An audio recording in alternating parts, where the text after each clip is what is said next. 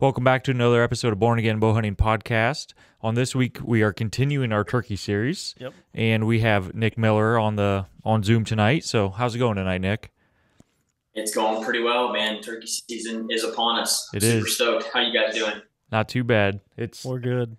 It's been nice out, and you've been thinking about turkey hunting, that's for sure, with these warm days. Everything's kind of greening up, so it's coming. Isn't it crazy how quick it greens up? It's like you just wake up one morning and it's a different. It is. The woods are just totally different. It is, and it's like, you know, you can see straight through. Like in my area, you can see up the hill and through the woods, and then in a week from now, you're not going to be able to see 30 feet up in the vegetation woods. It's just going to take over. Yep. Yeah, which I actually love for turkey hunting, which I'm sure we'll get into. But I like when it gets a little thicker. Yeah. Makes it easier to call in a bird. I'm sure you guys they can't see you. You guys actually just got back, or just went on a trip, or no? No, we were out of state we were actually doing some deer scouting. Okay, that's what it was. I remember seeing. We always try to plan it where it's late enough where you're shed hunting, but it's early enough where you can go and listen to some birds too. Gotcha. Yeah, a couple weeks ago, I think. Yeah, because I remember seeing you guys like have some pictures of like some camp and stuff like that, and I just assumed it was turkey related because that's what you guys are crazy about. But yeah, we'll be heading out. We'll be heading out this weekend. I'm going to be a little late to the party. I got a bachelor party to attend first, but the other guys are all heading out tomorrow. So you guys going from tomorrow on, we'll be hitting it pretty hard. You guys going down to Kentucky then, obviously? Yep. Yeah. We got a big trip planned to Maine too. Oh, really? In May, so that should be a fun one. That'd we're going to take my dad. So just trying to see some different parts of the country. Yeah, that's really cool. That's really cool.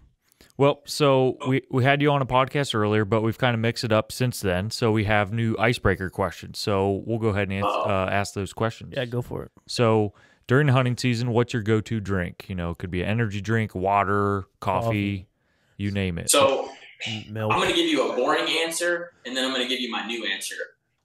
Not to share too much information, but I have a lot of stomach issues, so I'm a water guy. I drink a lot of water.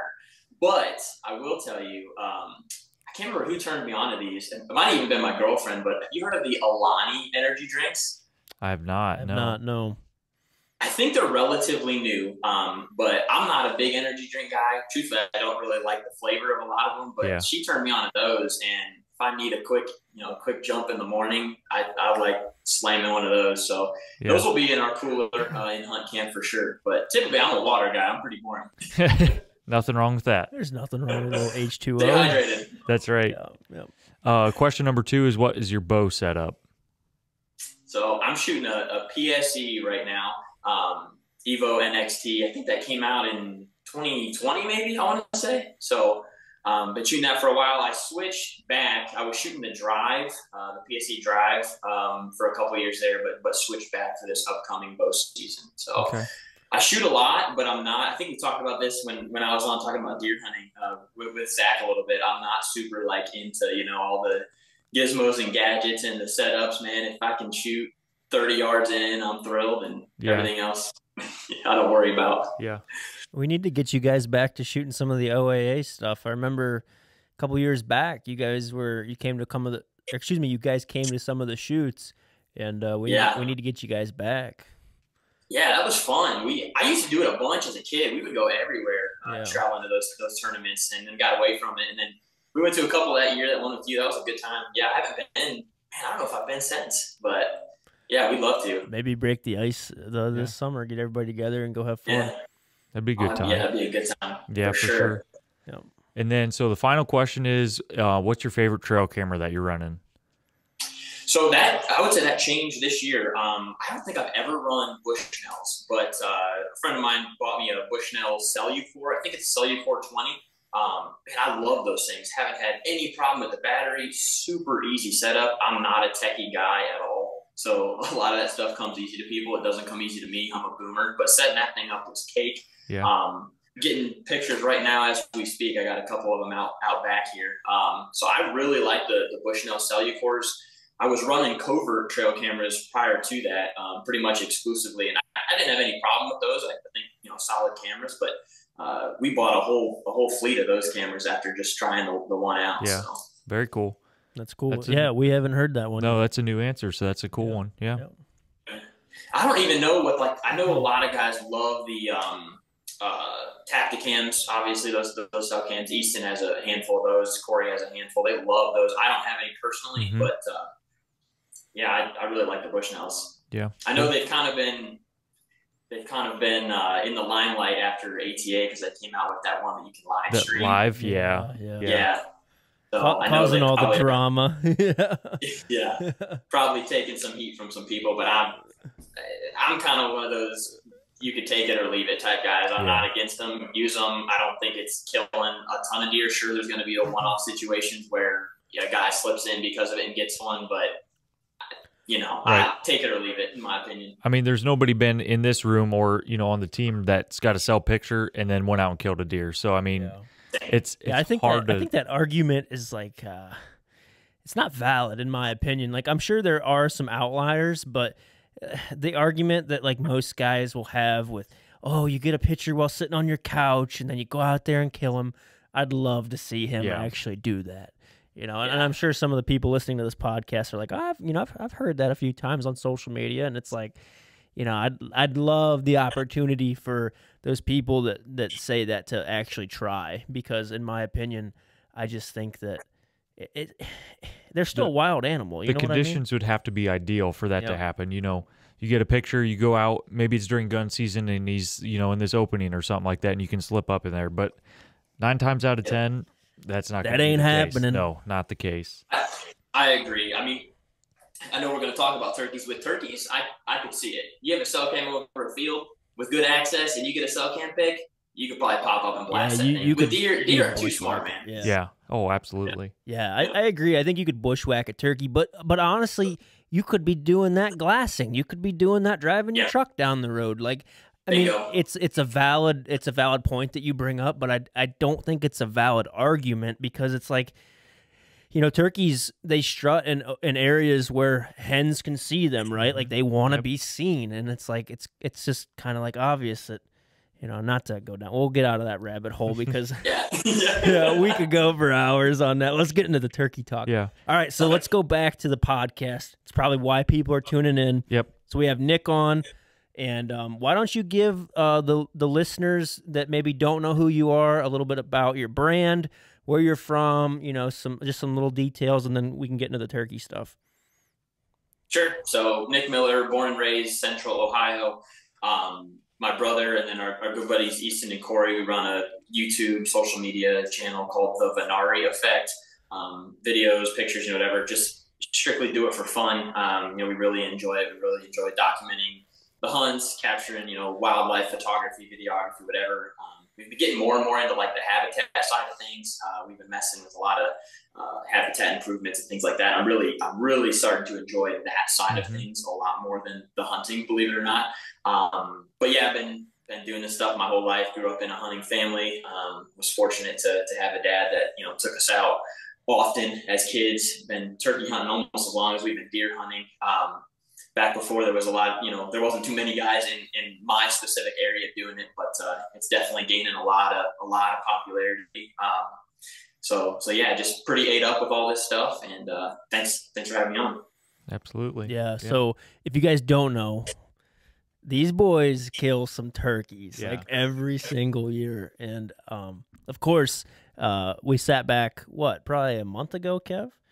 Maybe a little bit longer ago, we said we wanted to do a turkey series, and like you guys were one of the first ones that came to our minds. Yep, we're like, we got to get the Venari Effect on, because you guys get after it. Yeah, you guys love it. I mean, you guys are like so ate up with it that it's not just the hunting aspect, but it's like what's the word I'm looking for? Like the preserving it for future, and like obviously the turkey population is declining. And, a lot of people can argue one way or the other, but, everybody has their opinion, but there's really not like a set in stone answer on why it's happening.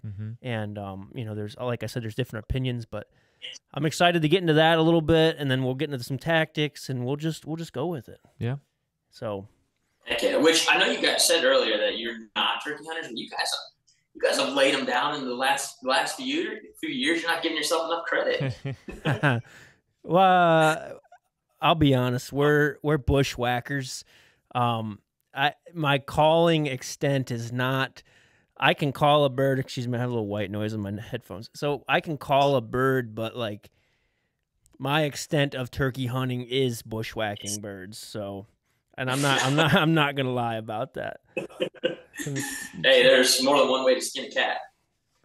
But I know. Like I'm pulling up my show notes right now. Yeah. But I know that like Black, he's really good at calling, and he really likes to work birds. Where I'd rather, get between where they want to go, or like belly crawl through a field. Like that's how I like turkey hunting. But that's just my opinion. So I can't find the show notes. I got a question for you. So when you're going into like a new area and you want to look for birds, are you map scouting first and then going into an area? And what are you looking for in those areas? Are you looking for a terrain feature? Are you looking for, fields? I guess how would you pick a spot and go tackle it? Sure. I would say where I hunt here and where I'm going up hunting is going to be completely different than when we're going on like some of these out-of-state trips. If I'm going out of state, I'm getting on the maps. And I'm not really looking for a terrain feature first. It's more so I need to find a big block of public somewhere that I personally think is maybe either not accessed by people or harder to access by people. Maybe I can get to it by boat or something else, something creative. As far as the terrain, I was just talking about this with somebody this morning. The terrain where I find most turkeys is big. Well, again, this is going to vary, but like in this area, big ravines or gullies that have a creek running through them with huge mature timber. The creeks, offer a variety of food for the turkeys. They'll eat, a lot of people don't realize they'll eat snakes, they'll eat snails, they'll eat little frogs, worms, obviously, bugs. So having that creek just offers such a diverse ecosystem for them that they have a lot they can forage on. I don't know what it is for sure about the big ravines and gullies. It seems like they like to pitch into those hillsides. It makes it easier for them to pitch into the tree at night and then fly down in the morning. But anywhere we find those big, deep ravines and gullies in this area with the creek running through them, there's a flock of turkeys calling that home. I was just listening on a property this morning that fits that description to a T. They're just loaded with turkeys this morning. And then obviously the big mature timber, they got to have roost trees. If they're red oaks, white oaks, they're nut trees. So there's, another aspect of food. And then if you add some ag in there on top of it, you're looking in this area again for a recipe to have a lot of turkeys. Mm-hmm. So if I'm hunting here and I'm trying to find new property here, I actually don't do a lot of map scouting first. I'm putting the pedal to the metal. I'm logging the miles in my truck, and I'm trying to find them, trying to see them. Mm-hmm. Or I'm driving in areas where I might see like, okay, there's a lot of terrain diversity here. There's some big steep ravines as I'm driving, some hill country. I need to get on my maps and dive in, a little bit more. But I do all my like scouting for next year right now. I think there's a misconception sometimes with new hunters that, I saw this big flock of turkeys when I was deer hunting in November. Like, this is going to be a great place to turkey hunt. Not the case. Not around here. Yeah. You might have the flock all year long, and spring comes, and you're like, where did these things go? We always talk about the shift. Like, there's a shift happening right now in a lot of places, and those birds are finding their spring range. Mm-hmm. So it can be really disheartening, or it can be really, awesome because you get the good end of that shift and you get them on your property. Obviously, there's things you can do to enhance that or to keep them there or to entice them to your property. But, so as far as your question, I don't do a whole lot of map scouting unless I'm going out of state. That kind of comes on the back end once I found an area that I want to focus on. Okay. So to recap, you're looking for a large piece of timber. Yep. Mature, with a water source and some deep or some big elevation changes in the terrain. Like, ideally, that's if you had to pick a spot on a map, that's what you're looking for. Yep. And again, I have a few different assumptions as to why that elevation change, like in this area, is beneficial. I'm kind of in ag country, so there's a lot of flat land, a lot of small blocks of timber. So we know we're like 40 minutes from you. Yeah. We know exactly what you're talking about. And like, I'm sure it's the same by you guys, but like everybody's throwing up a Wayne country homes in the middle of a field these days. Like people are building everywhere. Yeah. So these things are being forced into these bigger chunks. As far as like the ravines and the steeper terrain, I think Toms like to get up top and gobble in the mornings. This morning they pitched right down onto that ridge top and just sat up there and screamed their faces off, and the hens flew right down to them. If it's flat, obviously they don't have the opportunity to do that. But again, I think these birds are being pushed to areas which we'll get into later about, I think why the numbers are doing what they're doing and what have you. But yeah, in this specific area, that's what I'm, most familiar with. I think that's why you find them in those spots. And obviously the bigger the timber, the easier they can hide, the more nesting opportunities the hens have.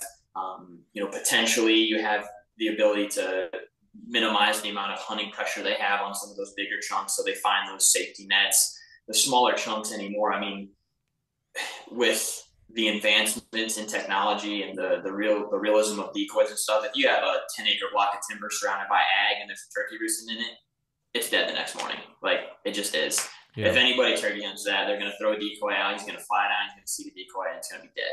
So we don't like those field type turkeys around here are like almost extinct in those small blocks. It's the bigger timber where they seem to be. I agree.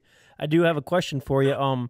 You mentioned that the bird that you were listening to pitched to a higher elevation. Let's dive a little bit deeper into that. Do you find it's like obviously turkey hunting, you want to get as tight as you can without bumping them, and you're anticipating the direction that they're going to pitch. But a lot of times, like they'll pitch, wherever. What do you find? What is the most common direction or elevation that you find that they pitch to? Do you find them pitching down into the bottom, or do you find them pitching higher to the elevation? Man, that's a great question, and I think that is influenced by a few different things. I think it's influenced by the weather. If you got a real windy, gusty day, and that bird doesn't want to be up top, I've seen them fly straight to the bottom on those real gusty, windy days. And it seems like they almost don't need to communicate. They just know, like, hey, here's what we're doing. Those real crisp, like 35, 40-degree morning sun's peeking through. It seems like they love being up top and just screaming their heads off, letting everybody know, hey, like I'm up here. I'm rolling the roost. So I think weather could potentially impact that. I also think the time of year and how many hens they have with them impacts that. If that guy sucker's alone, all by himself, for whatever reason, maybe he got bumped from the flock, maybe he got, beat up by a pile of jakes or whatever, he's all by himself. It seems like a lot of times those lonely gobblers will go up top as well. Whereas maybe if they got a whole flock of turkeys, they're still pretty grouped up. That might vary a little bit more. As far as like an exact elevation, and I wish I could, give some better intel or some better knowledge on that. Just where I've grown up hunting, I never really looked into that a whole lot. And, I don't really know. There's not much elevation change as we talked about. Yeah. But when we go out of state in some of this, big hill country type terrain, it seems like they're either pitching up top or at least like into the side, like the side hill of a big ridge. And they'll stay on that side hill. And if you're up top, that can be great. Calling to them, obviously being above them is usually better. Kind of forces them up to look, right? They can't see, down, they can see, okay, there's not a hen down there, especially if it's open. But if you're up above them and you put enough separation between, they got to come up and look. So I'm thinking now as we're talking of a lot of instances where they, like I said, maybe fly up from the side hill or from the top of the ridge, and then they'll pitch, same thing, kind of right into the side of that ridge or towards the top. But like we talked about with deer, they're wild animals. Just when you went and think you had them figured out, you listen to them 3 mornings in a row and they pitch to the same spot, and then you get set up there and then they pitch to the bottom. Yeah. You're like, well, I know it. Yeah. Why? Yeah, what changed? What made you want to do that? Yeah. Yeah, I know it. Yeah. No, but I guess I just wanted your opinion on that, because I've found in my experiences that, they're always roosting like 3/4 of the way up in elevation, and then they always like to pitch up. But I do agree with the wind aspect of things. Like if you have a nasty day, and the deer will do the same thing. Like if you have a nasty storm coming in, they're going to roost at a lower elevation to try to get out of the wind. So that's a good point. Yeah. Like if anybody's listening and, if the big storm comes through, try to get to that lower elevation. So, yeah. Cool. Yeah. Let me pull up the next. I think we were going to talk about some calling stuff. Yeah, techniques go and ahead, stuff. go ahead. Do you have any special way? Like, I guess, so I don't know how to, do you have any special ways to, like, special calls that you like to? Locators? Yeah. Okay, so, yeah, so we've identified, so say we just pulled up Onyx. We identified how we're going to find the bird by the big chunk, river, kind of some elevation changes. So now we're at the piece of public or whatever. What are you doing to, any cool tips or tricks on how to listen for birds, like hear that gobble? Or is there anything cool that you're doing to locate a bird? Sure. Yeah, so it's amazing, especially when you get into the hills, how the sound messes with you. You know, you can, the elevation and all that, it's insane how you think, oh, I should be able to hear that bird on the next ridge over, and you might not be able to. So obviously, getting up high can help you if you're strictly going out to try to listen. As far as locating a bird, it's going to depend for me on if it's morning or evening. I never throw out any sort of locator calls in the morning. I got a guy that I hunt with occasionally that we'll get in the woods and it'll be like 5 a.m, pitch black still, and they'll be like, I'm going to hit my owl call. I'm like, dude, if they're going to gobble, they're going to gobble in the morning. Like, just leave them be. Just let them do their thing. We'll hear. Like, we'll just get in position, just wait it out. We don't need to make them do anything. They're going to gobble if they're in here. If it's evening, though, a little bit different story. I coyote howl a lot. I don't like to do it, though, if I know there's birds close. Like, I'll do it from a distance. Just that frequency seems to make them shot gobble, at least in this area, pretty regularly. And again, I will never, ever do that in the morning. That's the last thing you want to do in the morning. They'll pitch the other way. Yeah. I'll do it from a distance, though, where it's not going to impact where I'm hunting, that morning. And in this area, you can hear a good ways with how flat it is. Now, I can roost a bird from a pretty far distance here as opposed to in some of that hilly terrain. But if it's somewhere new, I don't worry too much about going to roost on. If I'm hunting on public land, we won't even go out in the evening sometimes. We just get up real high early in the morning, listen, depending on how they're gobbling or how they're interacting or what we're hearing, or, hey, there's a group of 3 over here versus this one that's alone over here is going to dictate, what bird we go after. Mm-hmm. But you don't always have that luxury, especially in this area with numbers being a little bit lower, but some of these other areas that still have some pretty strong numbers, you can kind of take your pick. So yeah, just a coyote howl in the evenings, very occasionally. I do a lot of groundwork when it comes to turkey scouting. So I usually have a pretty good handle in this area when the season starts of where the birds are and where I need to be. And a lot of times they'll volunteer gobble on their own in the evenings anyway. So you don't need to do anything. Let's dive a little bit into that. What are you doing on your groundwork? It might be a simple answer of just putting in the work, driving around, listening for spots, but let's dive a little bit into that. And what exactly are you doing to get the upper end, with your scouting? Sure. Well, it starts with having the places, which I know we talked a little bit about when we were deer hunting. I'm fortunate that I have a lot of places to turkey hunt. As I mentioned, there really wasn't a whole lot of turkey hunters around here when I got started. There was a couple like old timers that kind of piqued my interest and got me into it. But like in school and stuff, I was the only dude. Me and Corey were the only dudes that turkey hunted. So because of that, we got into some places when getting turkey permission was really easy. It's not that way anymore, but we've maintained those. Mm-hmm. Now, it seems like everybody turkey hunts, which is good. That's great. It's harder to get the permission. So I'm lucky to have places that have historically, been good to me turkey wise, that I know, okay, these birds are going to be in here. They might pop in a week before season. They might pop in 2 months before season, but they're going to be in here. So that helps a lot. As far as gaining new ground, it's very similar to deer hunting, but I pound the roads, both for my job, but also specifically looking for turkeys. And then I get on the maps and, try to get permission. I just picked up a new piece actually a couple days ago doing that. Dude, congratulations. That's a win right there. It was one of those where I was like, man, these people still exist. Like a laydown, just, of course you can. I'm like, come on. Dude, send me some of that luck, would you? That's actually where I was this morning. But so like I said, I log a ton of miles finding turkeys. Like I said, my job, I travel a lot for my job, so I kind of have an unfair advantage because I'm seeing areas that I wouldn't see if it weren't for my job. So I'm just naturally seeing turkeys because I have windshield time.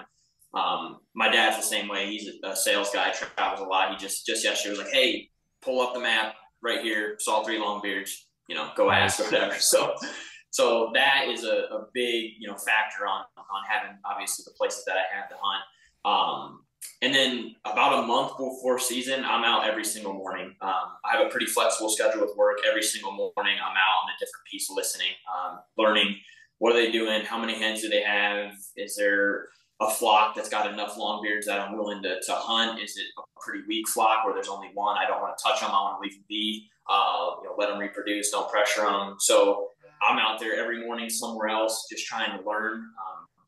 I probably am a pretty conservative turkey hunter, and it's just because of the amount of scouting I do. A lot of times I'm not, at least around here, going out and calling a whole bunch, just because before the season I got a pretty solid handle of what's going to go down. So I guess it's kind of a combination, but the biggest thing is just, like I said, logging the time, putting the time in, and then having the places to chase them. Mm-hmm.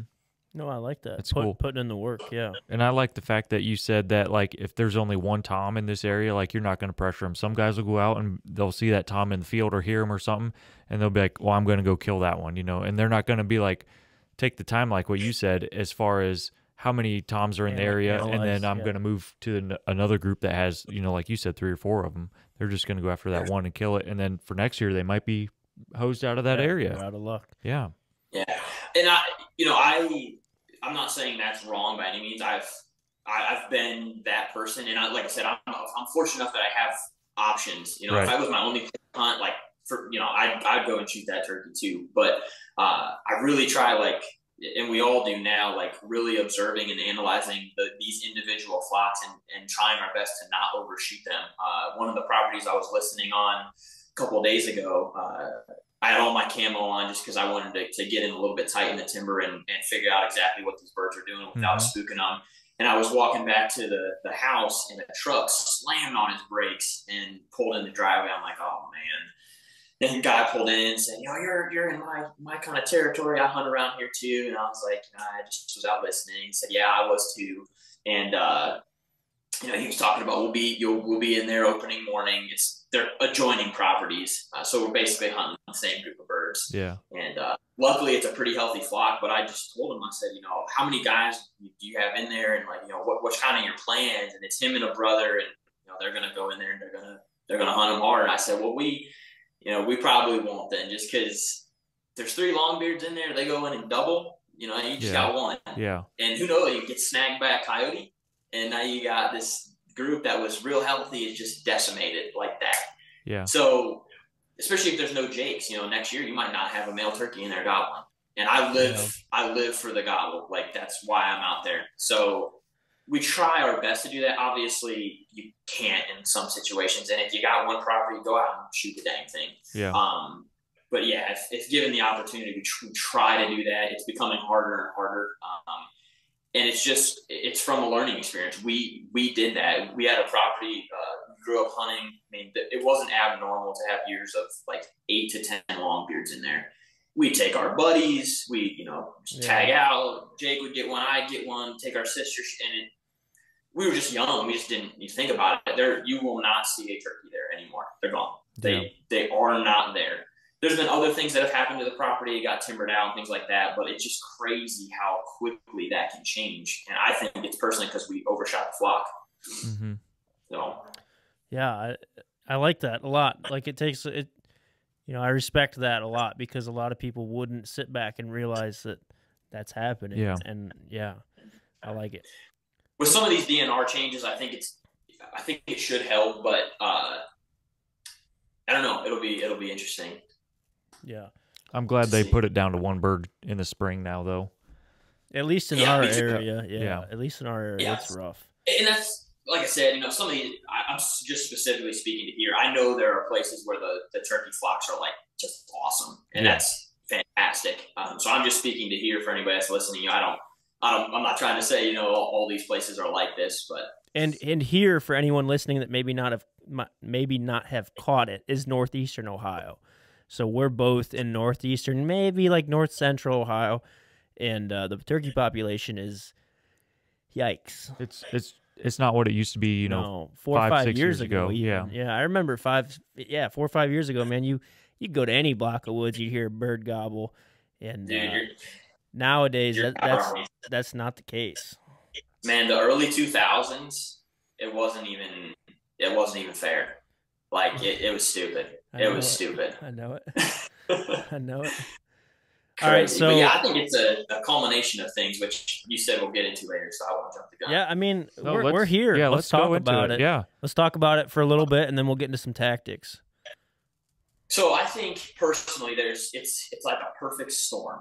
I think there is a lot of things, but they're all coming together at the same time that's influencing this. So number one, I think, is the increased turkey hunter numbers, which is great. Turkey participation is through the roof. But because of the other things I'm going to mention, it's kind of a perfect storm. So I don't know about you guys, but I have people tell me all the time, like, oh, hunter numbers are down. Hunter numbers are down. I think that is a load of crap. Yeah, dude, I couldn't agree more. I see more people in the woods than I ever have in my life. Yeah. It's nuts. And like turkey hunting is so trendy because of just our access to information. It's not, nobody's doing anything wrong. It just, you know, YouTube, Instagram, Facebook, all that stuff, like it's kind of put it in the limelight, which probably sounds hypocritical coming from a guy like me, but like it's kind of put in the limelight now. And some people that didn't really bother with it are seeing these videos of these things just like hammering and stuff. Mm-hmm. That's awesome. And it is. It is. If I didn't turkey hunt and I saw that, I'd be like, I'm doing that. I'm trying it. Like, yeah. Do that. And it's so fun. I love seeing people like experience that for the first time. It's one of my favorite things. But because of that, it's just like, man, there are just new turkey hunters spitting out left and right. And at the same time, those turkey hunters that are entering are learning it like that. There's very little learning curve because of the access to information. You can Google search how to roost a bird, how to map scout, how to find anything is out there. So now you got these new guys, like, you know, when you and I started, we kind of had to go out there and fail a bunch, right? And figure this stuff out. Anybody can go buy a DSD decoy now that's more realistic than a wild turkey and stick it in the field and blast that thing on opening day. Like, it's just a little bit easier for people. It's not like the deer. They aren't quite as smart. Yeah, they have good eyesight, but other than that, I mean, like it's not quite as challenging as killing that 160-inch deer. That's going to take some learning, some years, some failing, some grinding out. Yep. With the turkeys, it's not always going to be like that, especially again in this area with the ag and being how flat it is and stuff like that. So social media, all that, more turkey hunters. I mentioned the decoys. You know, I hunt over decoys occasionally. I prefer not to. I don't have anything against them. But they're so real. I mean, like, it's incredible. It's not it's not those old foam ones that folded together and popped them out. That was the first decoy that I ever used, was that foam hen that you shoved in your game bag.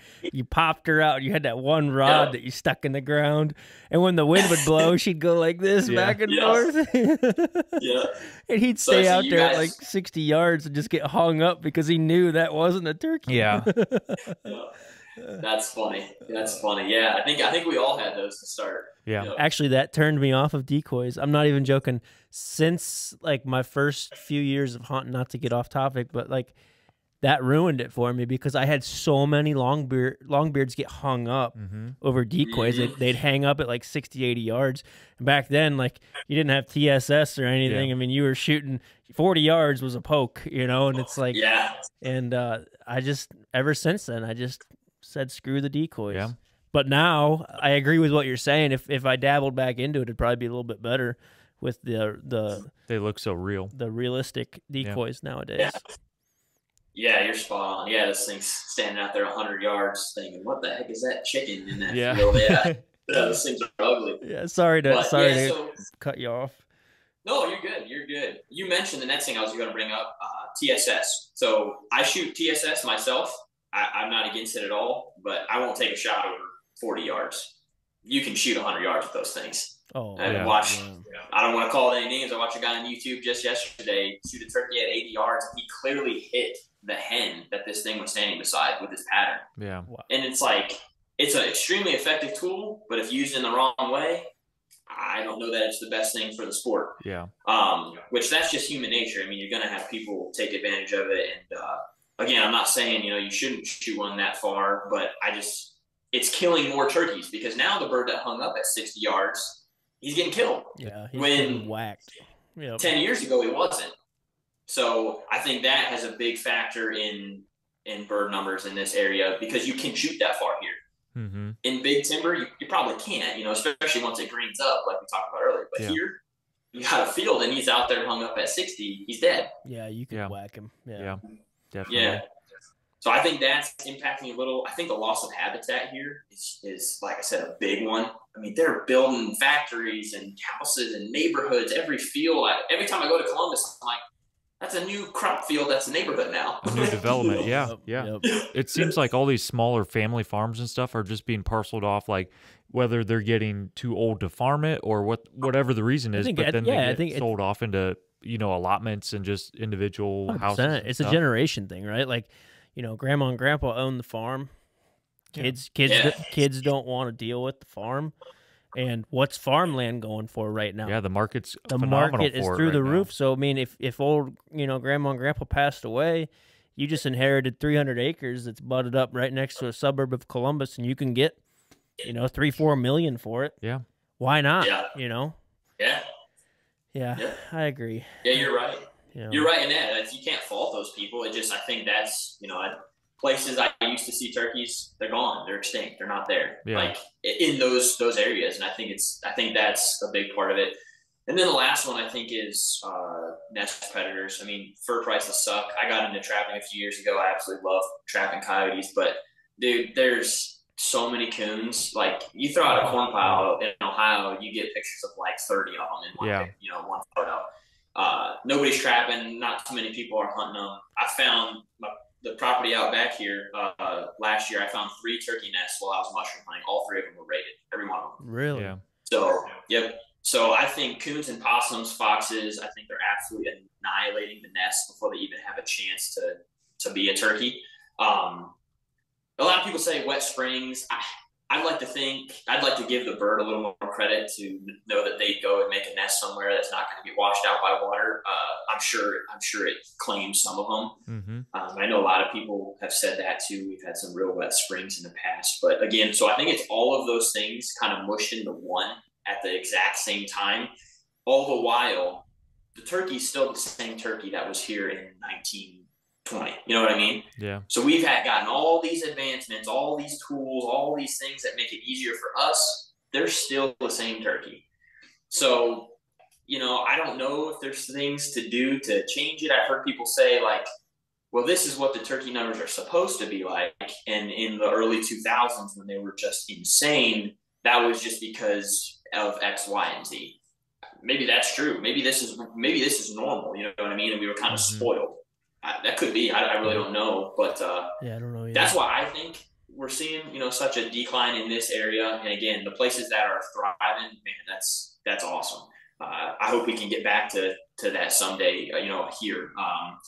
But I think it's going to take some critical thinking and some kind of like tough conversations between people to maybe take a step back. And like I said, I used to shoot jakes when I was younger. I think if you're a new hunter or whatever, you should do that. And if you want to shoot one, that's great. But now, like, I don't do that anymore just because, like, I looked at what I'm in it for. I love the gobble. I love hearing that. And I know, okay, if I remove him from the landscape this year, I know I'm not going to hear him next year gobble. Yeah. So, I don't know if that's something. I know some states you're not allowed to shoot jakes. I don't know if that's something we do for a little while just to kind of buff that back up. If you look at the biology side of things, other people would say it's better to shoot a jake because they physically can't breed. They can perform the act of breeding, but they can't actually successfully do it. So if you look at it from a biology standpoint, you'd be like, well, it'd probably be better to shoot the jake and let the tom stay and breed, right? Mm-hmm. It's just so tough. Like it's so. I didn't know that. I didn't either. But I'm not, and that's why we have Nick on to learn fun facts like that. That's one thing I did not know. I did not know a jake could not breed a hen. Well, I'm quoting Mike Chamberlain. If you guys don't follow him, I love listening to his stuff, reading his stuff. He has a Turkey Tuesday every single Tuesday, all kinds of podcasts, things like that. So I'm definitely not a turkey biologist, but I do a lot of research and I spent a lot of time looking into this stuff because I want to it's fascinating to me. I want to get to the bottom. Like, why are we seeing this? It's just, I've seen both ends of the spectrum here. So I really like diving into that stuff. Another big one that I just kind of learned is, when two longbeards come running in, one's strutting, one's not. Which one do most people shoot? The strutting bird. The strutting bird, right? I would too. I just learned that most of the time there's the breeder turkey and then there's the looker turkey. And at some point in the pecking order, that one that's strutting he's the man. He's the one that's breeding. That looker is kind of there just as his buddy, right? The one that's strutting is like, that's the prize, and that's the big one, that's the mature one, that's the whatever, shooting that sucker. Well, you just remove the breeder. So really, from like a biological standpoint, you should shoot the looker because he's not doing the breeding, which is crazy to me. Including myself, I would blast the strutter, right? Yeah. But when you look at it from like hey, who's doing the breeding? Because there's some studies out there that think that the hens actually like pick their mate, and it's like a 30-day process where they're like picking what tom they want to breed with, basically. It's like the Bachelor. So like, let's say, yeah, like opening. And again, don't quote me on this. I'm by no means a turkey biologist. Just some of the stuff I've kind of dove into reading. Is kind of talking about like shooting that looker. The hen picks a tom to obviously breed with. Let's say you remove him opening day. He's the breeder and he hasn't bred those hens yet. When the season dates are set, most of the time they set them so those hens are getting bred before we go in there and kill them. But let's just say it didn't. That hen has to like start that cycle back over of picking a mate. So again, that was something I was reading. I was just like, man, I never thought of that. It's just two toms come running in, that one's strutting, I'm shooting it. And then you just go on about your day, you breast them out, you eat the turkey, and you put the fan on your wall, and whatever. And it's like, man, this year, I'm like, if I'm fortunate enough to hunt a place where there's two turkeys and two come in, I said it'd probably be a cool video because everyone's going to be looking at the strutter going, when's this thing get shot? Yeah. And then this one off to the left is about to get dead. So, and again, there's a lot that we don't know about the turkey. So that could be false, but it makes a lot of sense in my mind, at least. Yeah. So I was always told that the dominant bird was the strutter, which, would kind of make sense on the breeder. But I was always under the assumption that if you shot the dominant bird, then the next bird in the pecking order would become the breeder or the dominant bird. Have you read anything where like they slowly become the breeder, or do you think that it takes like a season before they relearn their pecking order? So, I don't know about that. I would assume you are correct, and I would assume that hen would just naturally, pick that tom then, basically, because it's the closest, easiest option. Now, if one comes in, like if there's a flock not far from here on a place that I can hunt, it's got one longbeard, a couple jakes, and then a group of hens. So I've been thinking like, okay, let's say I shoot that one opening day. Let's say the hens aren't bred. Do they travel to go find them, or do they just not get bred? Do they go 10 miles and find a new flock and, pick a tom? I don't know the answer to that. Or do they just not get bred? Here's another question that just popped in my head. So like I've talked to some other of my buddies that are like real big into turkey hunting, and we've talked about the decline in population, just got their opinions, etc. So one of my buddies made a valid point that like, how many times do we as hunters say, man, I wish season was like a week or two earlier because birds are hammering on the roost, or you're seeing them strutting fields. And my buddy looked at me and he's like, dude, that's so that they can breed the hens. Yeah. And do you agree with that, Nick, or do you feel like that's why the season's like a couple weeks late in our opinion? So it's funny you asked that because I just commented on that guy's Facebook post in one of the turkey groups I'm in. He was saying, man, our season needs to be like three weeks ahead of time. And everything I just divulged to you, I tried to very kindly just direct him to some literature and stuff like that. They're put in place for that exact reason. If anything, I think they could even be a week later. I know it's harder to kill them then, but if we're looking out for the resource and the future of the turkey, I think that would be beneficial. Yeah. The guys that are going to kill them, they're going to kill them, whether it's 2 weeks ahead of time, 3 weeks ahead of time. Yeah. So I am all for giving them the space, giving them the time to get that done out of the way. I know last year I was listening the week before season and I stumbled across a nest that already had like 8 eggs in it. So I was like, cool, like this is actually, happening when it's supposed to be happening. These season dates are, when they should be in this area. Cause I'm always skeptical of like, if they're actually looking out for the resource and making me too. Me too. Yeah. I agree. I think it's all financially based sometimes. Couldn't agree more. So even the changing of the one bird thing, I don't want to bash them, but to me, that was great, but it was very, I think I'm going to steal the words that Easton used. It was very reactive and not proactive. Yeah. We waited until, oh my gosh, we have a problem. Let's change it to one, instead of like, hey, here's some trends we're seeing. We should do this now to get ahead of it. So. Yeah, because arguably we were seeing that trend for 2 to 3 years, at least in our area, where before they limited the birds or the bag tag, limit per season. Thank you, the bag limit to one bird. So I couldn't agree more that the DNR, not to stir the pot or anything, but they didn't really you said it perfectly. That's all I can say. Yeah, like we waited until it was too late, and then all of a sudden we're like, oh crap. How do we fix this now? How do we fix it now? And then we should have been thinking about it years ago, because everybody saw it. I mean, it wasn't like it happened overnight. It was like a 2-3 year period where like the bird population just went shoo. Yeah. You're spot on. Like you said, Matt, I couldn't agree more. I think it's a lot of this. Yep. Yeah. And again, I don't want to get on a soapbox with these things. I want people to go out and hunt however the heck they enjoy. I cherish the sport of hunting so much. I hold it so dear to my heart. I want people to go out there and have a good time however they see fit, and as long as it's legal and ethical, you should do it. Yeah.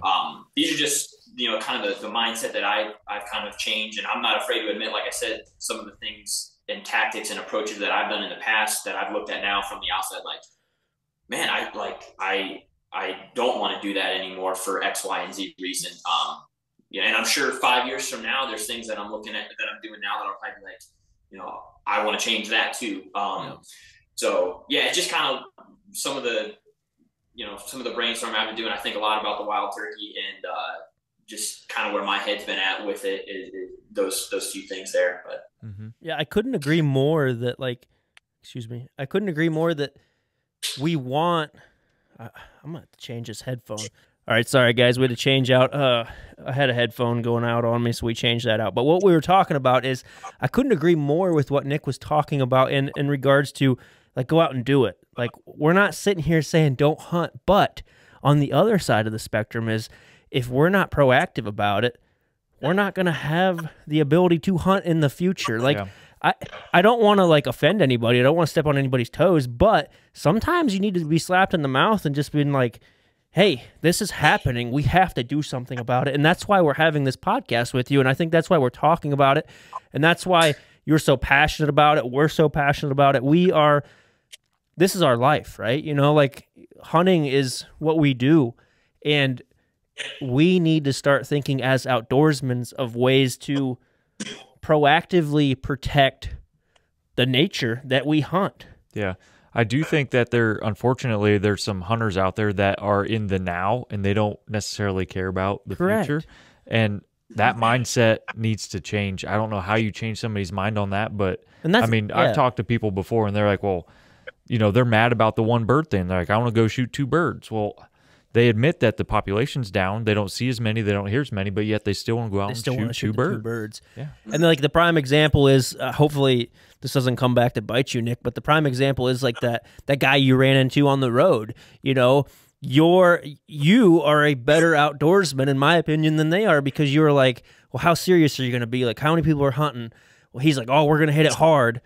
Well, it's like there's 3 birds in that flock, or 3 longbeards, and if him and his buddy or brother or whoever go in there and kill 2, it's like, man, like sometimes you just got to look at life a little bit differently. It's not about the harvest, like it's about the process. It's about the experience.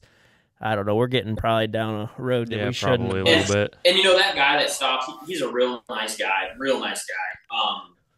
And there are more birds in the area, and I'm sure it'll all be okay. And if we do end up hunting there, it would be a 1 bird thing, and we'd be out. And if they get one, awesome, congrats. If we hear the gunshot, we'll probably go over to the property line and congratulate them. Yeah. I think it's a very situational thing. A lot can change quickly.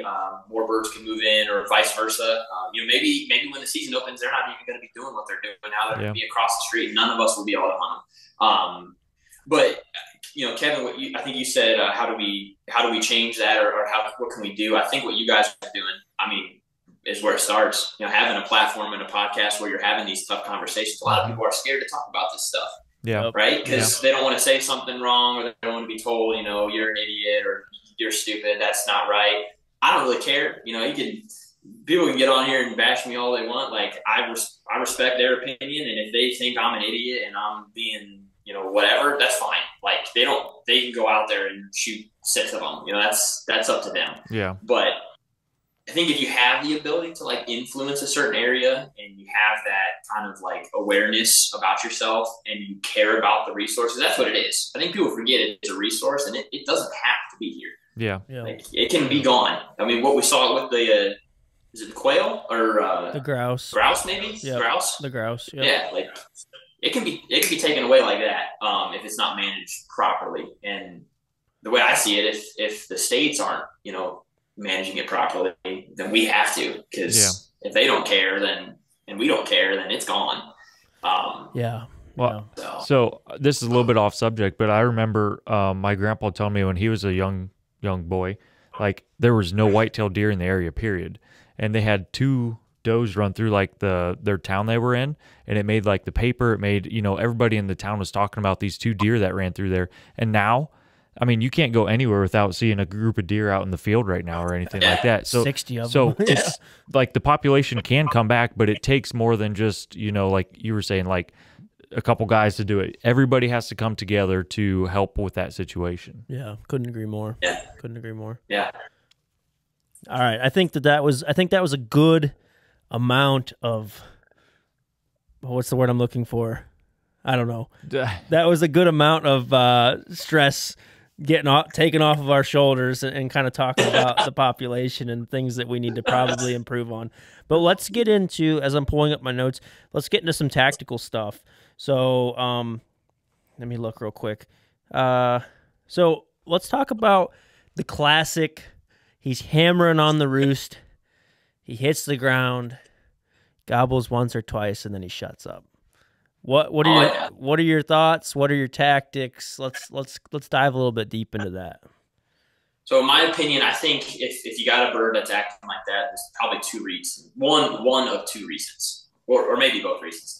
They have a bunch of hens with them, and he doesn't need to go get this one hen that sounds halfway decent up on the ridge, because he's got 5 real things right with him that he can see. Mm-hmm. So I think it could be that, or he's been hunting real hard. Maybe he's been shot at. Maybe a coyote almost snatched him up one morning when he was gobbling his head off. He's like, I'm not doing that for a while. So I think it could be one of those 2 things. Those silent birds. That's where, if you have the ability to spend a lot of time on a property and scout a property, and they're in there, and you got a bird like that, it's a little easier to hang in there with them and keep hunting, because they're there. If you're on some public land and you got 2 days and you got a bird that's acting like that, I'll try some creative things to get in tight to him and get that thing killed. But I'm not opposed to going somewhere else and finding a bird that's willing to play the game. Yeah. But I think the biggest thing with that, you got a bird that's just being quiet, is trying to get in that bubble. It seems to me like a longbeard that's got 1, 2, 3, 4 real life hens with him is much more willing to travel 60 yards to go snatch up a loner hen, aka us, than he is 100 yards. So if you can, we've had birds that are like that aren't gobbling, and then we get into like 40 or 60 or something like that, and then all of a sudden they'll start hitting it. And I think it's because you just kind of get in that bubble. Same thing with like a bird that's hung up. What do you think? What do you think that bubble is? Like, if you had to put a number on it, I know it's all situational, but like if you had to, man, I think like 60 to 70 is that sweet spot. Closer to me is better if given the terrain. But I can think of a few instances here in recent years where we've been at like 100, 120, which really isn't that crazy far depending on where you're at. No. And then you just use the terrain and slip into like 60, and before you know, he's in your lap. Yeah. So is that? I think morning can influence that too, his willingness to break off and check things out. But yeah. So like, let's rewind a little bit. So if a bird hits the ground, if he's hammering on the roost, hits the ground, gobbles a couple times, got some hens with him, and he shuts up. So your next play is to try to get in, if you can, based on terrain, you're trying to get in between the direction he wants to go or where the flock wants to go, and you're trying to get into that bubble of within 60 yards. And you think that, or I'll try to lay with them. Like if he's got some hens, maybe the hens, like if you listen and you're real quiet and you can hear it's not a windy day, those hens should be scratching quite a bit. He might be as well. You might be able to still hear him spitting and drumming depending on the part of the country you're in. Around here, I never hear drumming because there's airplane noise, highway noise, cars, everything. But down south, you can hear it. So if you get into big timber, you can hear it real easy. Oh, yeah. Yeah, and then, those hens every once in a while will let out some yelps, Jake cocks, if there's a group of jakes in that flock as well, listen to those jakes. So I'll just try to, hang with them for a little bit, maybe let it get to 9 o'clock or so, and then see if his mood's changed at all. Maybe some of the hens have broke off or whatever. That 9 o'clock. Yeah. Sorry, I was going to say that 9 o'clock is like, you get one goblin mid-morning at 9 o'clock, you better buckle your seatbelt because he's coming.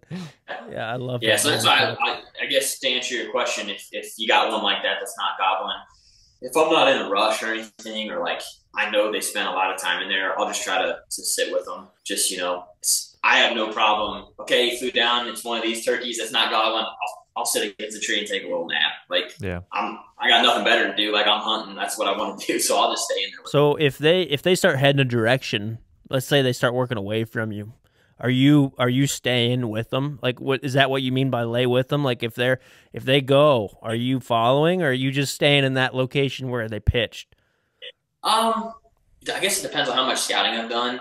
I'll go with them if property lines allow me to, if I can track them. But if I'm not real sure where they went, like if I assume they're moving away, but they might not have, I'll probably just stay put. I'm not the most aggressive turkey hunter. I'm pretty conservative. My brother and the other guys kind of level me out because they're real aggressive. But I got no problem staying where I'm at, especially if I've been in there before. Like, if I see a bunch of scratching in an area and I know they're spending a lot of time there, I'm just going to hang in there. Like, they're going to be through. You might pull a satellite bird, off another ridge or something like that. Or maybe there was a subordinate, 2-year-old in there and he doesn't gobble on the limb. I've seen that. And you think this whole time you're hunting one turkey and there's one in there that never gobbles because he's got his butt whooped or whatever. And he might come in all timid to check things out. So I got no problem staying right where I'm at. But if I can track them, if I'm listening, and I can hear the scratching, I can hear the hens, I can hear a jake cock every once in a while, I'd like to kind of trail them and stay with them. No, that's cool. I like that. Around here, you can't do that though, because we don't have property line, terrain feature. Like you just can't do it around us. But if you were on like a big track of like public, like those national forests, you get back in there. Yeah, Shawnee, Wayne National. Yeah, you got plenty of room down there. Yeah, Kev, you got anything on tactics that you could think of? Not off the top of my head. I'll think about it though. Nick, do you have anything that you want to talk about? I'm sure I'll think of something real quick, but do you have anything off the top of your head that you would like to talk about, as in like tactics that you wish you would have learned or known about when you were younger or just starting the turkey hunt? And I know that there's always that experience that, triumphs all, but like if you could go back and tell yourself 10 years ago, what's one thing that you do now that you wish you would have done then? Sure. So I'll answer that kind of two-part. Around here, just spending the amount of time that I do now, I kill a lot of turkeys without hardly calling at all, just because I think you kind of mentioned that earlier, Matt. I really like figuring them out and like just playing the game of like, I already knew what you were going to do before you did it type deal. If I'm, traveling out of state or whatever, a tactic that, I didn't start using until, I don't know, probably 5 years ago. So it's like scratching in the leaves. It seems to be pretty common.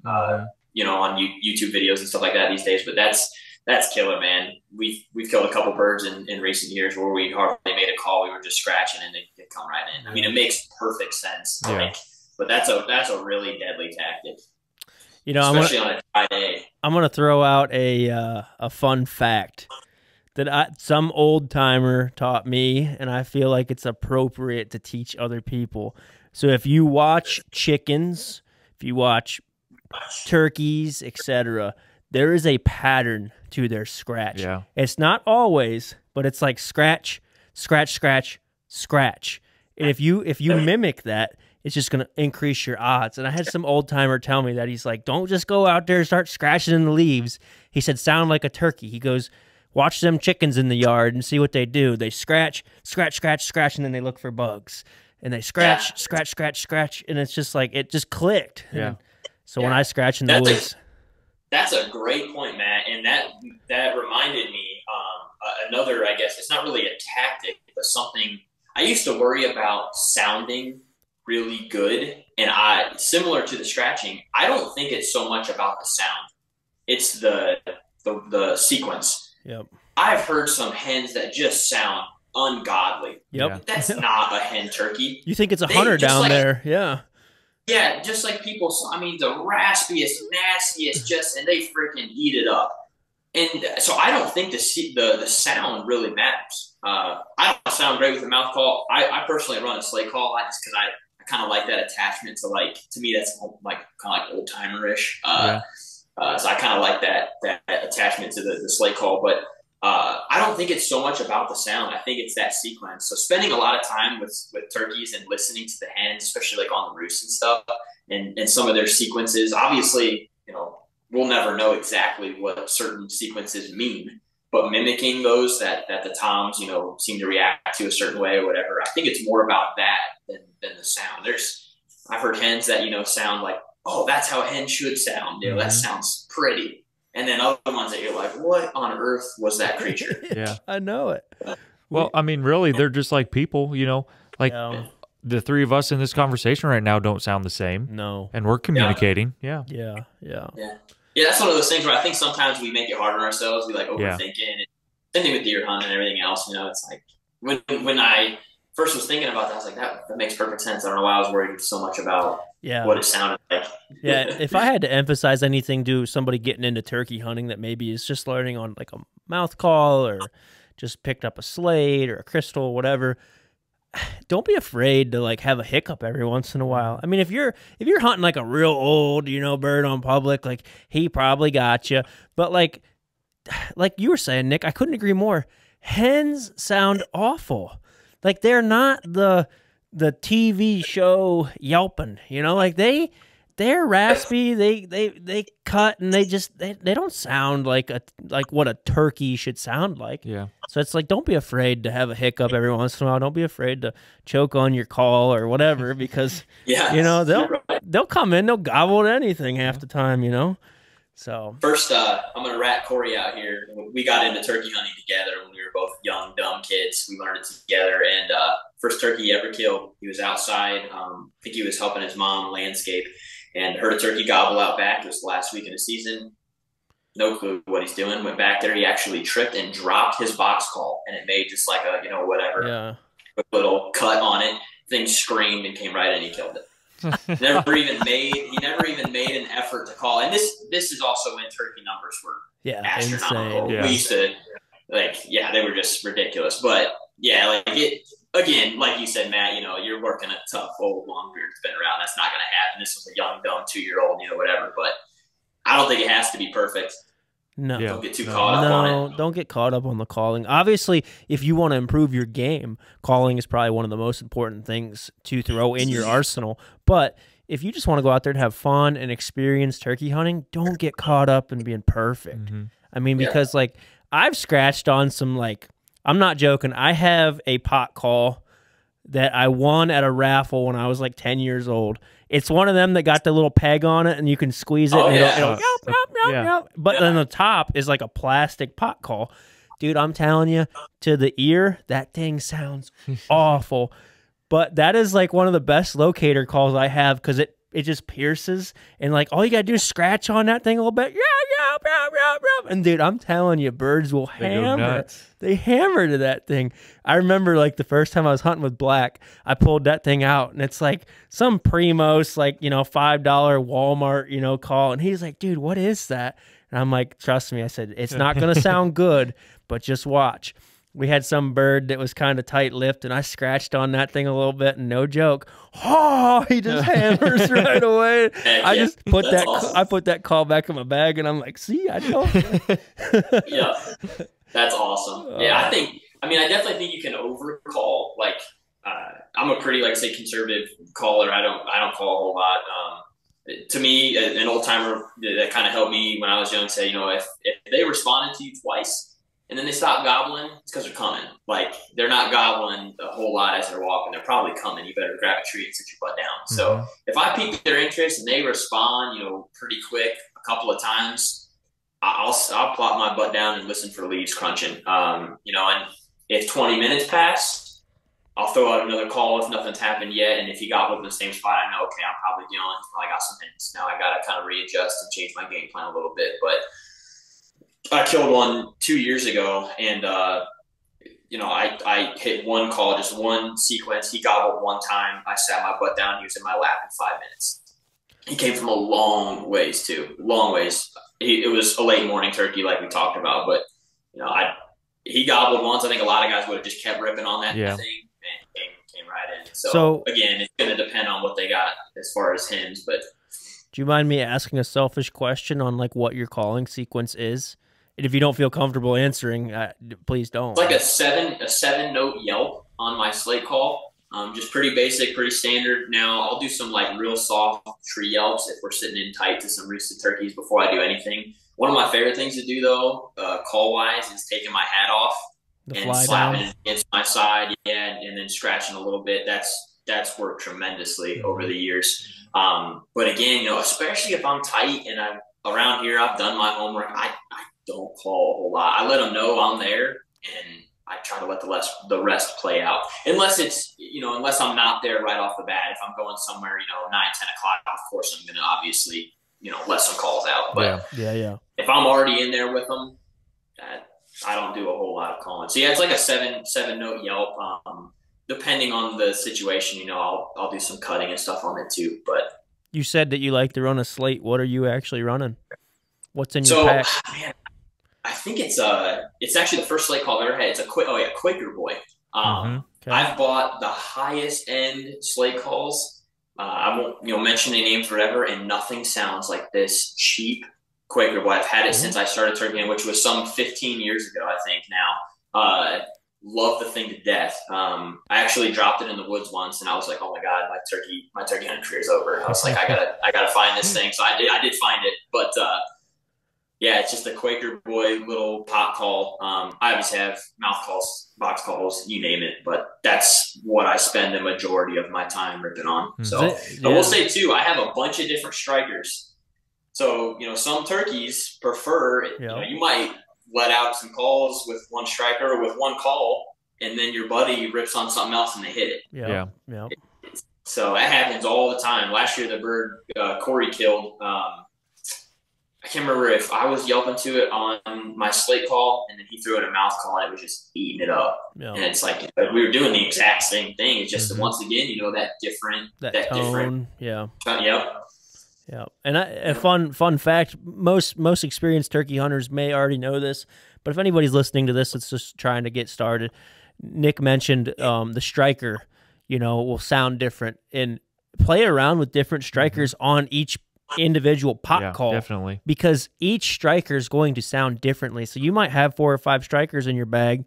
Hit all 4 of them, and if he hammers to one of them, then put the rest of them away and just use that one. Yeah, because they all sound a little different. Oh, big time! Just like the density of the wood and stuff makes a big difference in between them. Yep, and there's some like I've heard of all kinds of tricks, and I mean you can Google it, YouTube it. There's so many different tricks that guys will do to strikers, and like you know, burn the end of it so it sounds different, and then you got the strikers with the slate on the end of it, and like I mean that plastic and all kinds of different stuff, acrylics, stuff. Yeah.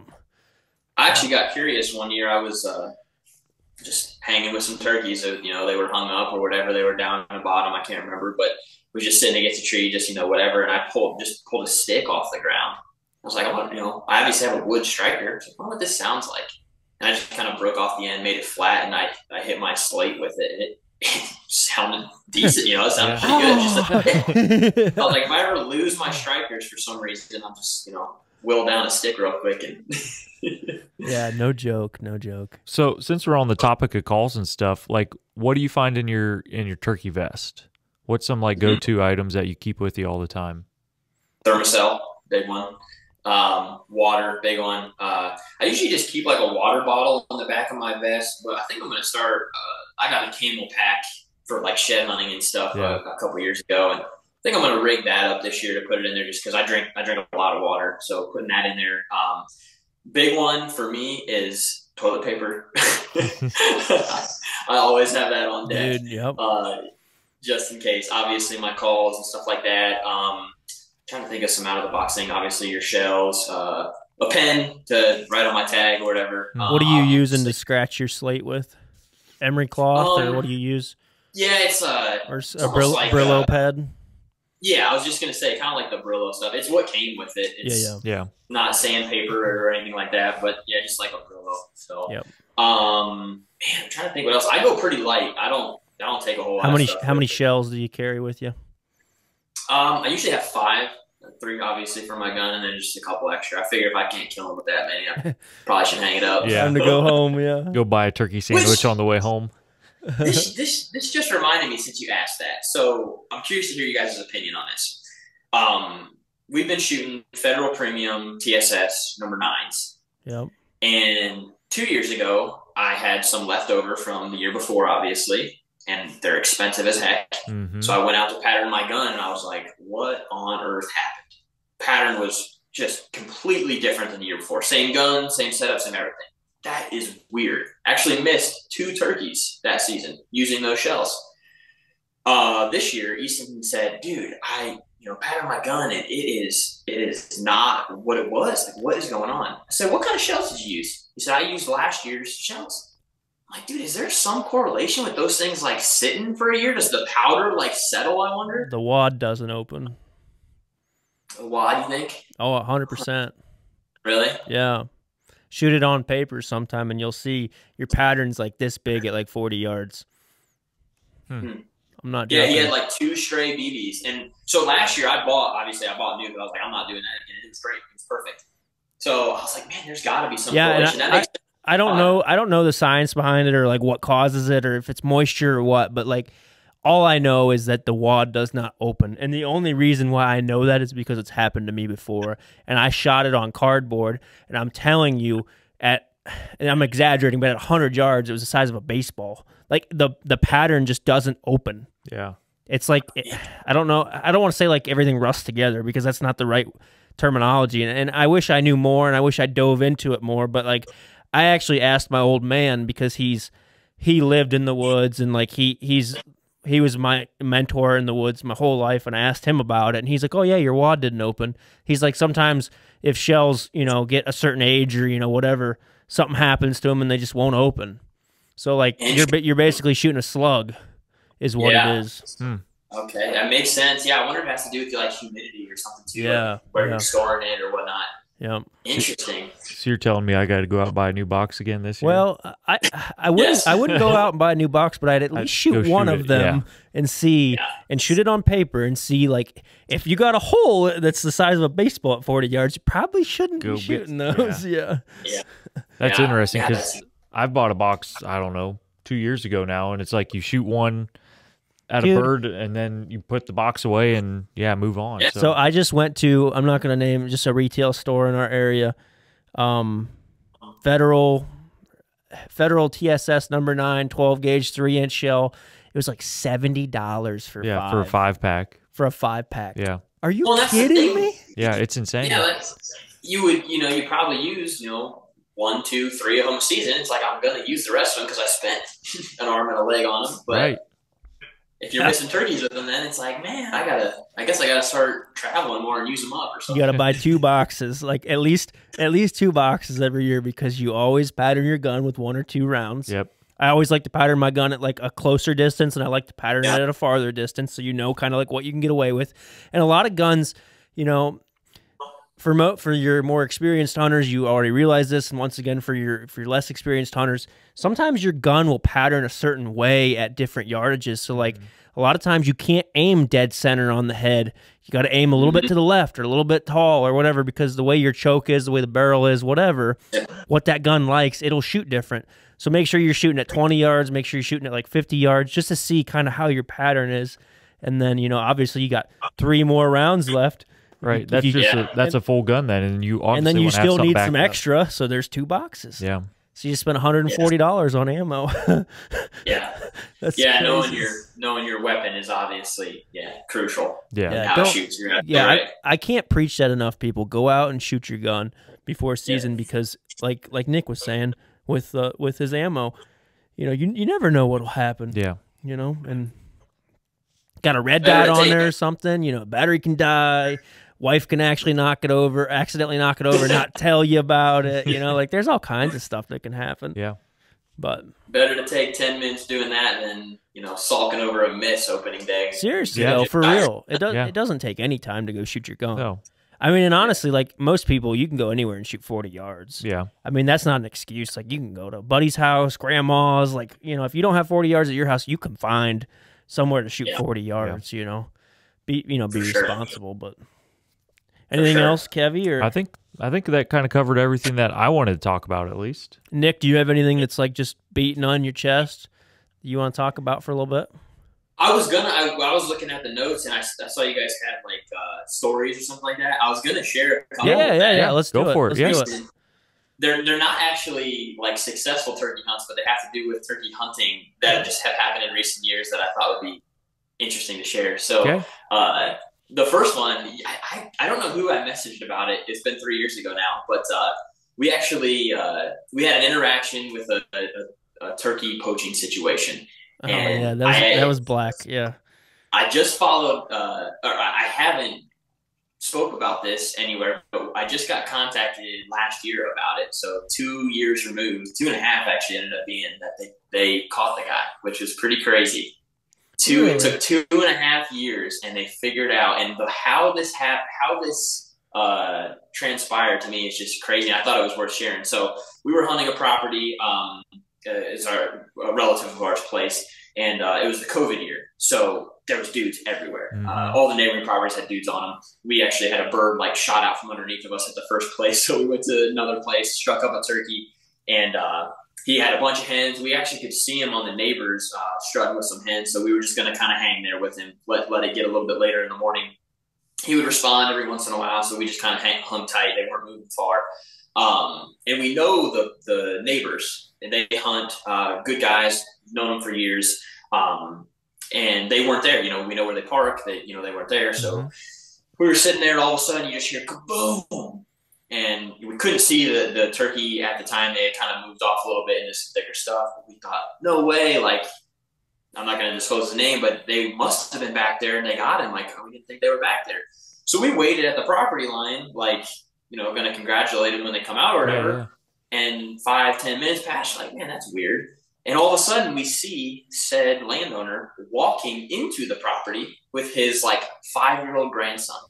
And we're like, wait a minute. Like, we thought you were just in there shooting that turkey. Like, they don't let anybody hunt. They're just like, you know, us, that diehard hunters. So we wave him down, and it comes over. We're like, did you just like shoot? Like, what's going on? And he's like, what are you talking about? Somebody just shot a turkey in there. He's like, what? We just got here. Like, we just pulled in. I'm like, dude, somebody just fired a shot like in the center of your property at a turkey that we were working. It's like, no way. So we go walking in there, and nobody's supposed to be there, obviously. And we ended up finding feathers and blood, and then we ended up finding where the shell was. And we were documenting the whole thing on our cameras, and I was dropping pins on Onyx of where all this transpired. So we called the game warden, and he actually happened to be in the area. He came right out, which I was thrilled about. Took a statement from both of us. But I've had some less than ideal experiences with game wardens in the past. I was like, this isn't going to end into anything. So I kind of just chalked it up. And he actually ended up retiring like a few months later. So I was like, this is scrapped. couldn't turn anything up. You know, he went to some of the neighbors, nothing happened, which is what I assumed. Mm-hmm. Well, lo and behold, I get a call like a year later from like some investigator. And he was like, hey, you know, I'm picking up this case from X, Y, and Z. And it took me a minute to even realize what he was talking about. What are you talking about? Yeah. And I was like, holy cow, okay. He's like, yeah, you know, so-and-so retired. I'm kind of picking up a couple things he left behind and just wanted to, you know, ask you some questions. So started asking me some questions. I turned over some of the video and the pins and everything like that. And again, thought, man, it's a year removed. This is a long shot. No way. So I forgot about it. And then like 6 months later, he calls me. He was like, hey, I just wanted to let you know that we caught the guy. I was like, what? So what they did is they got a warrant to pull phone records. Because I had the pins dropped, they could pull from the satellite that specific area. So including our cell phones. And they found that, you know, where exactly we had the pin dropped, where the shot was fired, dude's cell phone. So they tracked him down where he lives. Isn't that insane? That's crazy. Isn't that insane? Dude, chalk one up for the ODNR. I mean, like you said, I'm not trying to bash them, but I've had some bad luck with like trying to do the right thing and just nothing happens. Yeah. The fact that they pulled the... So wait, explain that to me. So they just pulled like a location of the phone, or like did he make a phone call and said, I just shot him, or like what happened? Yeah, so I was a little unclear of what all they could go through and see, but from my understanding, they were able to, anything that happened within that window of time on that specific day, they could see. So if you wanted to go through my phone and look at my text message or whatever, it sounds like you could see, which I didn't know that was possible. But yeah, I think there was like a... It's like a privacy thing. Well, it was pretty easy too because we had the exact location. Yeah. In the middle of the woods. That phone, yeah. Right, that phone matched that exact spot. I can't remember if he had like sent a picture or whatever, but he's like, yeah, you know, they went out to his house and everything, and the dude, I guess, was just shocked. Like, so he admitted, he admitted to everything, but he was like, I had just never even a thought that this would turn into anything. Don't go into detail, but I remember this conversation because I think Black saw you guys, saw your truck, or saw you guys at your truck talking to the game warden. We messaged you, or you know that happened a couple years ago. But I remember talking to you, you know, messaging back and forth that you kind of had a suspicion of who it was. Was it that person that you thought it was? No. No. Really? No. And he tried, you know. Kudos to the DNR. It kind of ended up being a slap on the wrist. Like, he didn't lose his hunting license or anything. And I told him, I said, I don't want him to. Like, I just want him to know that, like, these things can be caught. Because the way I looked at it was like, you know, he tried to say he wasn't sure of the property lines, but it literally happened in the center of a giant property. Like, it wasn't close to any property lines at all. So that was BS. But my hope was, okay, like, a lot of times you are who you surround yourself with, right? So if he's doing it, he's probably got a group of buddies that do the same crap. So I thought maybe like he'll be like, guys, we got to cut this crap out. Like, I got caught 2 years removed. That was kind of my thought. You know, I told the guy, I was like, I don't want this dude to, you know, lose his hunting license or anything. I just want it to be a lesson. So I think he had to pay like a fine and stuff, or restitution maybe, whatever, for the turkey. But it was just crazy because I had kind of forgot about it, and we were going to film a video kind of like recapping it because we had filmed one about the actual event. But yeah, I hadn't really told anybody that, but I thought that was pretty interesting because I knew you guys were we were invested. Stuff, so that's awesome. Was it see, I'm always so nosy. Like, don't answer anything you don't want to answer, but like, was it a young kid, middle-aged guy, old guy? Middle-aged. So he well knew what he was doing is what I'm getting at. Yeah. It wasn't some dumb kid that made like a bad decision. Yeah. What bothered me so much, and really bothered me is, so that landowner was taking his 5-year-old grandson, right? So I'm all about like getting people hooked, right? I remember being a kid and getting hooked, and I was like, this is this poor kid's first experience, being surrounded by a bunch of dudes that are pissed because we were livid. Yeah. And then like us videoing stuff, game warden, like this was that kid. He was supposed to go out with his grandpa and have a fun turkey hunt, and this is what he got to be involved with. Yeah. So that was the biggest thing that bugged me. Obviously losing the turkey we're hunting sucks, but you know, that was what really kind of got under my skin. But yeah, I was thrilled, like I said, that they kind of like were persistent with it. I like you said, not to bash them, I just didn't have much faith. But we got a different game warden in the area, and he's the man. Like, he's on top of it. I call him about, deadheads I find and stuff, and he's right on top of it, getting salvage tags and everything else. Like, the guy's on it. So that's cool. I have a feeling if something like that happens in the future, it'll be resolved like quick.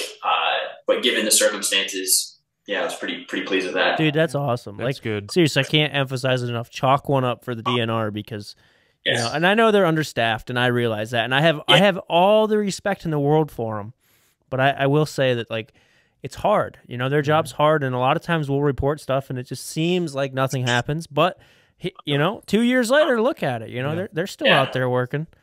So. And I know they probably don't get compensated like they should either. Yeah. I know they have busy jobs and a lot going on. There's, especially with how many hunters there are now. There's one. It's just one per county in all of Ohio, right? Yeah, one per county. So. Yep. I know for our county, I've had nothing but good experiences with. I've ran into him a few times, and he's a sweet dude. Yeah. Most of them are good dudes. Yeah. They just don't have the time. Yeah. And that's not their fault. That's the DNR. That's the Ohio. It's the higher ups. Yeah, not allowing any funds to hire some more game wardens. Yeah. What I found too is, like, building that relationship, which it sounds like you guys do too. But like, building that relationship goes a long way too. Like, it's to the point now where I've called our game warden so many times when I found like deadheads and stuff that he's like, dude, if you find one, just text me a picture of it. I'll send you the salvage tag in the mail, just because he knows I'm like, gonna do the right thing with it or whatever. So like, building that relationship, I think, helps too. Like, in the future, if you have a problem like that, they're probably gonna put you at the top of the list as opposed to just some other guy. Random call. Yeah. But so the other one I was going to share just happened a week ago, and I thought I would share it with you guys because I know you guys go out and coyote hunt sometimes. I like trapping coyotes, but I mentioned earlier that in the evenings only, I'll sometimes howl from a distance to try to locate turkeys. I was right out back here, and I slipped back at gray light, and I let out a coyote howl. And sure enough, where I expected turkeys to be, pretty far off, they gobbled. Like, cool. So they're where I thought they were going to be, whatever, confirmed. And I started hearing some rustling, and I was like, oh man, there must have been some deer hanging tight that were kind of watching me. I couldn't see them because of the gray light, and now I howled, and they're like, I'm getting the heck out of here. Yeah. So I just kind of was looking, and all of a sudden I just see 3 coyotes just barreling down on me, just full force, just sprinting at me. So I obviously didn't have a gun or anything, so I just pulled my phone out and just hit record. I'm like, I don't know what's about to go down, but they came all the way into like 20 yards and then just slammed on the brakes and saw, okay, there's a guy in a purple flannel. That's not a coyote. Holy smokes. And they just stood there and ran off to like 100 yards then and just stood out there and just were barking at me. Like the creepiest, like deep, just like these barks just over and over. I had chills down my spine. I bet. I've done that 1,000 times over the years. I do that every spring, and to have that happen, I was just like, man, that was wicked. That's crazy.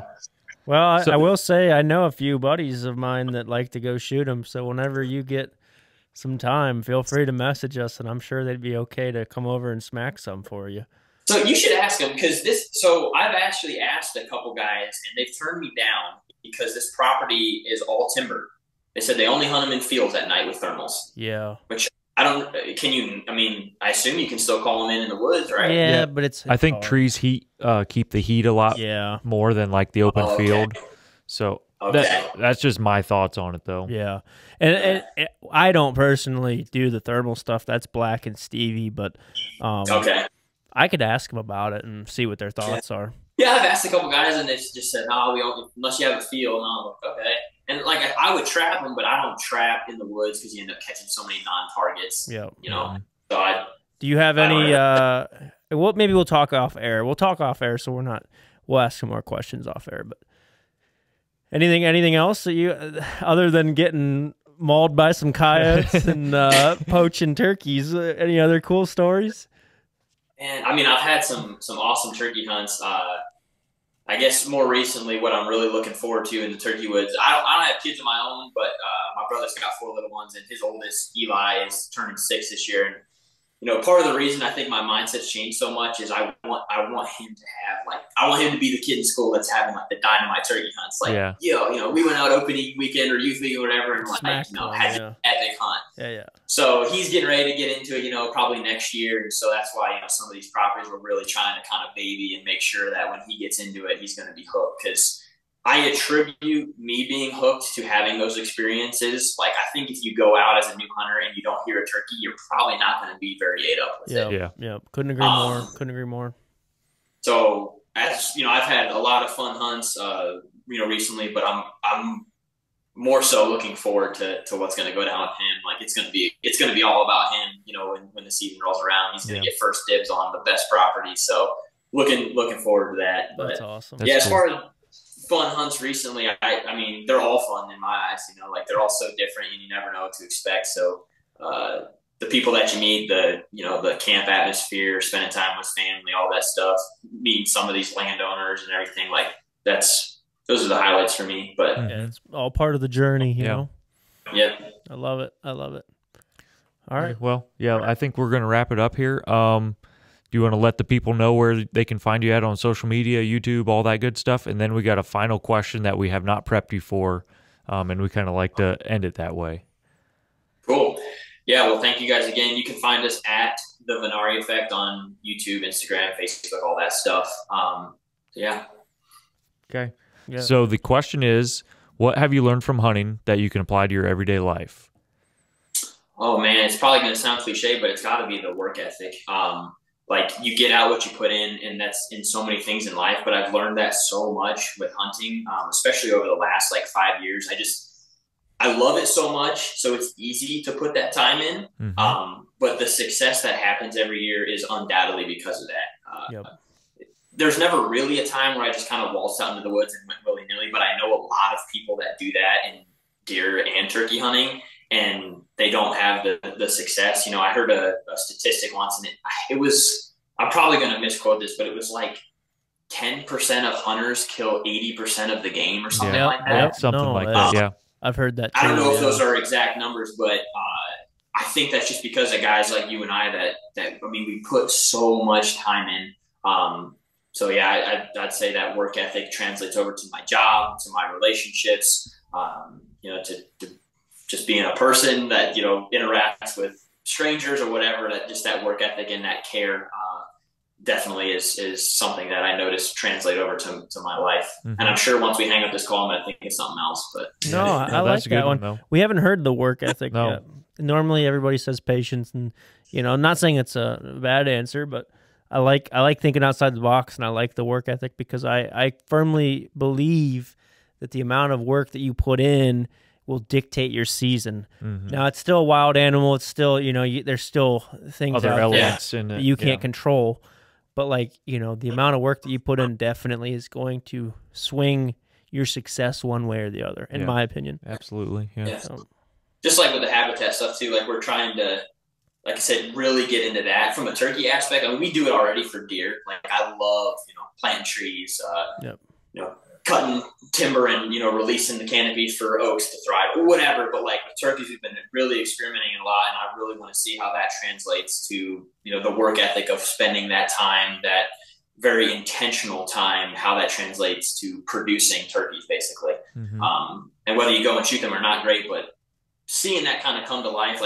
I have a burn out back here. We've been burning some of the timber specifically for the turkeys, just simply to remove that layer of leaf litter and expose the nuts and the bugs and everything like that. And I went back there to try to check on it this morning. We just finished another burn last night, and I got almost back to it, and I heard a turkey just hammer in the burn. So I turned around and left.